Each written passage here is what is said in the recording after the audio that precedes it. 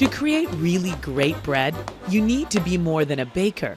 You need to be an artist. You have to love to bake. That's the first thing.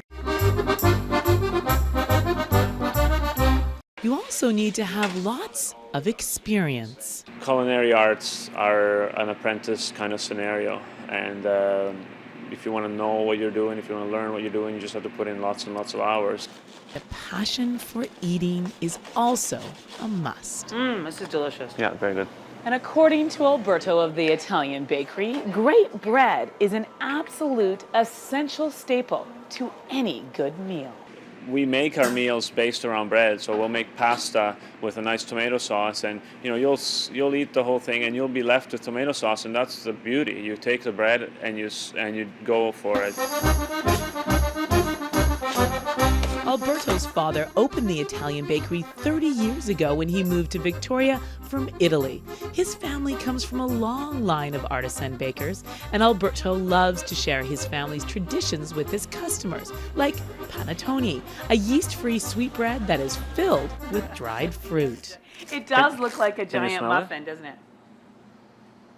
Oh, awesome, I can huh? smell the orange. Yeah, and the anise. You celebrate at Christmas time, everybody's getting a sweetbread with all sorts of really fresh flavors, local flavors, and they're celebrating. If there's any left over, it keeps, and that's the point. Yeah, I just bite into it. Panettone may keep for a very long time. Alberto's other breads should last a good week. And he suggests that when you come to the bakery, why not buy a few extra loaves and freeze them?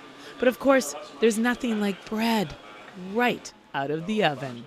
I try to make breads throughout the day so that the customer that comes in at 2 or 3 actually is getting a warm loaf. That's my goal. Now, in a world of diet fads and allergies, wheat has received a very bad rap over the years. But according to Alberto, the key is quantity and quality.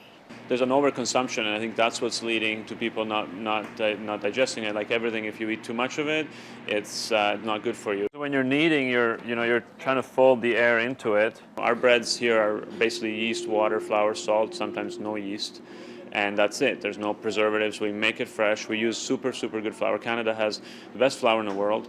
That's one of the beauties about people ask me to make Italian breads, and I say, well, I'm using Canadian flour, so my bread's going to be a lot richer, a lot more flavorful. It's not going to dry out like the stuff in Italy. That's right. Our wheat is actually better than Italy's. But no matter how good your ingredients are, if you want to create really great artisan breads, you have to put in the time. And for a baker, that means getting up really early. Some of my favorite moments when I bake is when I'm by myself here early in the morning.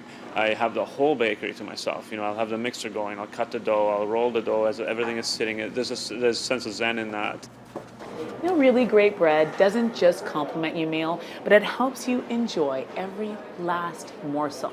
It also makes cleaning up the plate a whole lot more tasty. From the Italian bakery, I'm Karen Algusma, your lifestyle specialist.